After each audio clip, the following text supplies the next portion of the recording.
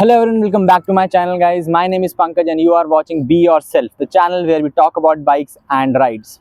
So guys, I am again with another video and आज का topic है some tips for short riders.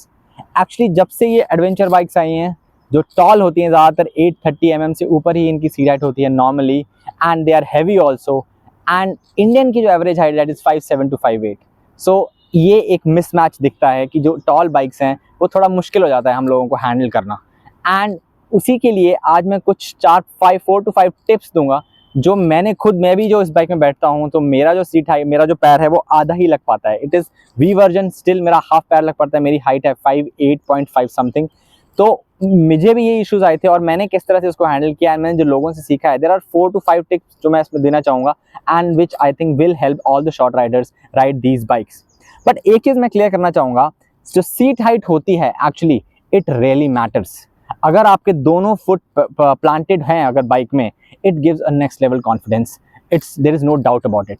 ठीक है, आपको जब आपका टिप टो हो रहे हैं there will be little confidence का थोड़ा कमी रहेगा, ऑलवेज रहेगा, थोड़ा बहुत तो रहेगा, until unless you become you continuous practice and become that level जिसमें आप थोड़े बाइक को अच्छे से जान जाते हो और आप उसमें थोड़े प्रो बन जाते हो. So guys, that will always be there. So let's start with the tips and let's start with the video. So guys, first tip is जो आपके शूज़ हैं they should be grippy. ऐसे शूज़ पहनो, देखो चप्पल वप्पल पहन के तो मत ही यूज़ करो आप जब आप हाइट छोटी है आपकी, और नॉर्मल शूज़ ही मत पहनो जिनके ग्रिप अच्छा नहीं है. Grip is very important here. Reason being, देखो जब आप छोटे हाइट के हो, जितना आपके पास कॉन्टैक्ट पैच है उसमें अगर ग्रिपिंग अच्छी होगी तो आपको अच्छा बाइक के ऊपर कंट्रोल मिलेगा. मतलब जैसे आप बाइक आपकी थोड़ी लीन वीन होगी तो आप उसको संभाल पाओगे थोड़ी ग्रिप के साथ नॉर्मली. और ऑफ रोड में तो बहुत ज़रूरी है कि आपके जूते काफ़ी अच्छी ग्रिपी होने चाहिए, क्योंकि ऑफ रोड में ऐसे ही ट्रैक्शन नहीं होता है. और अगर आपके ग्रिप नहीं होगा शूज़ के अंदर तो आप सोचो आप किस तरह से वो जितना आपका पैर लग भी रहा है वो भी स्लाइड करेगा और आपको बाइक में कंट्रोल नहीं मिलेगा और आपकी बाइक ड्रॉप होने के चांसेस बढ़ जाते हैं. तो दैट्स द फर्स्ट थिंग. आपके पास बूट्स हैं, that's a very good thing. आपके पास ऑफ रोड बूट्स है तो वेरी गुड थिंग. पर अगर नहीं भी हैं तो आप जो भी जूते पहन रहे हो they should have a good grip in their sole. So that's the first tip I would like to give.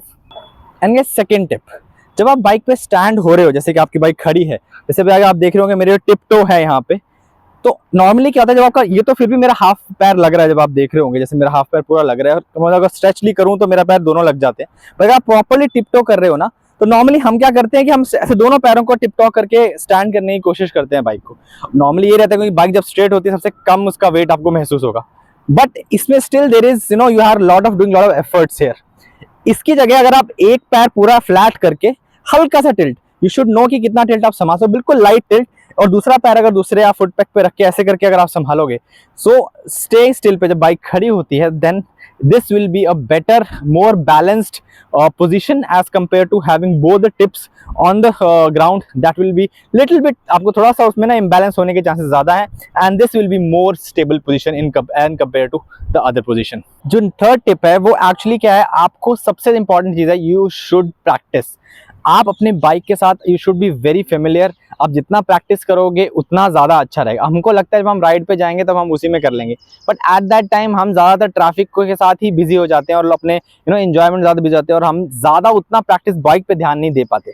So it's important कि आप वीक में 1-2 घंटा लगाओ और स्पेशली आप एक एम्प्टी जगह पे आओ और प्रैक्टिस करो. और प्रैक्टिसिंग में फर्स्ट थिंग, आप बाइक को देखो, नॉर्मली क्या होता है, दीज बाइक्स आर हैवी, तो आप बाइक को ना वॉक करने का ट्राई करो. Like you should try like this, आप बाइक को ऐसे करके हिलाते रहो, आप उसको कोशिश करो कि वो चलानी है. तो जैसे कि अभी मैं कर रहा हूँ तो इट्स हैवी, मेरे को हैवी है बाइक, पर अगर मैं इसको आप ऐसे धीरे धीरे चलाने की, इसको दोनों हाथ से आगे पीछे करने की, आप ऐसे ना थोड़ा हाथ से प्रैक्टिस करो तो आपको थोड़ा बैलेंस आएगा बाइक में and you will get familiar with bike.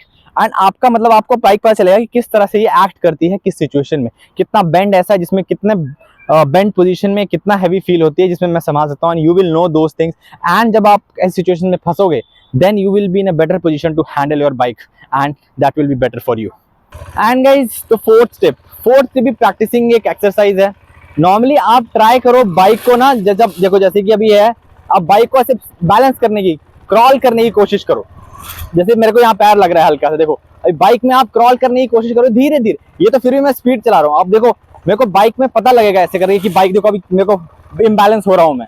तो इस तरह से आपको समझ आएगा कि किस तरह से बाइक एक्ट करती है. एंड और नॉर्मली ये कोशिश करो कि आप जैसे क्रॉल करो, मतलब आप स्लो स्पीड में इसको ऐसे धीरे धीरे चलाने की कोशिश करो, and that will help you. Again balance में हेल्प होगा, आप ज़्यादा पैर नीचे रखने की आपको ज़रूरत नहीं पड़ेगी। आप थोड़े थोड़े मैन्यूवर्स के साथ बाइक को आप एक स्टेबल पोजीशन में रख पाओगे। एंड जब जितना कम पैर रखने की जरूरत पड़ेगी उतना कम प्रॉब्लम, राइट? शॉर्टर राइड्स के लिए, शॉर्टर हाइट वाले लोगों के लिए that is a better position. तो that's the fourth thing, you should keep practicing slow manoeuvres in the bike. आपको आप छोटा छोटा थ्रॉटल इनपुट को दे के आप कैसे बाइक को स्टेबल रख सकते हो, that's the fourth thing you should practice. And guys fifth point, ये बेसिकली ऑफ रोड पे होता है, क्योंकि ऑन रोड पे क्या होता है, आपके पास सारा जो रोड है वो एक लेवल पे है, तो आप दोनों टिप तो आराम से एक लेवल पे कर सकते हो, ठीक है। बट प्रॉब्लम कब आएगी, जब आप ऑफ रोड पे होते हो, जब जो एरिया बिल्कुल प्लेन नहीं है, एक तरफ नीचे एक तरफ ऊपर कुछ भी हो सकता है। और उस चक्कर में क्या होता है, अगर आप गलत जगह स्टॉप हो गए, जहाँ पे मान लो आपका डोमिनेंट पैर जो है, नॉर्मली ये रखता है हमारा, जो हमारा लेफ्ट होता है डोमिनेंट रखते हैं हम, पर अगर मान लो आपका राइट भी है, कोई भी आपका दोनों में से आप यूज करते हो, और आप डोमिनेंट पैर की जगह आपका इट्स नॉट लेवल, वो नीचे की तरफ है, थोड़ा धंसा हुआ है वो एरिया। सोचो आपका पैर एक तरफ नीचे जाएगा, बाइक इंबैलेंस होगी, एक तरफ टिल्ट होगी, और एक लेवल जैसे टिल्ट होगी, और वो गिरने के चांसेस ज्यादा बढ़ जाते हैं।